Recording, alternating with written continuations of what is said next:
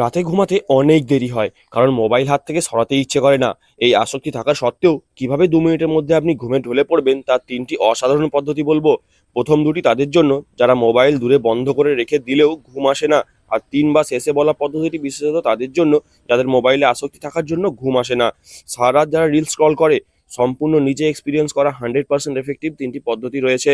চলুন শুরু করি। প্রথম হলো 4-7-8 breathing process. Medically and psychologically proved এই পদ্ধতিতে আপনার ঘুম আসবে মাত্র 3 মিনিটে।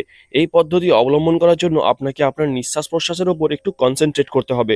প্রথমে একটা লম্বা নিঃশ্বাস নিন 4 সেকেন্ড ধরে, শ্বাস ধরে রাখুন 7 সেকেন্ড পর্যন্ত এবং ধীরে ধীরে ছাড়ুন 8 সেকেন্ডে।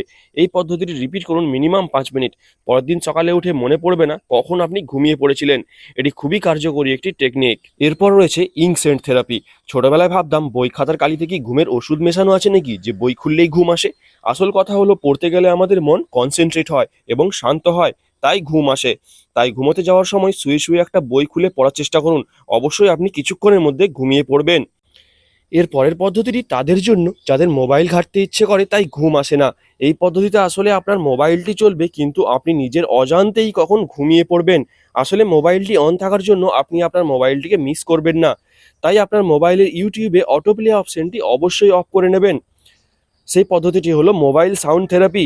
ইউটিউবে এমন কিছু ঘুমের গল্প রয়েছে যা শুনতে শুরু করলে আপনি 5 মিনিটের মধ্যে কখন ঘুমিয়ে পড়বেন নিজেই জানেন না। ইউটিউবে সার্চ করুন ঘুমের গল্প, এটি একটি ঘুমের ওষুধ, এরকম লেখা কিছু ভিডিও আসবে, চালিয়ে চোখ বন্ধ করে নিন, ব্যাস ঘুম আসবে 5 মিনিটের মধ্যে। ভিডিওটি ভালো লাগলে অবশ্যই একটি লাইক দিয়ে যান। আর এই পদ্ধতিগুলোর মধ্যে কোনটা আপনার সবচেয়ে বেশি ভালো লাগলো সেটা অবলম্বন করে আজ রাতে ঘুমানোর চেষ্টা করুন। সকালে উঠে কমেন্টে জানাতে ভুলবেন না যেন কাল রাতে আপনার ঘুম কেমন হলো।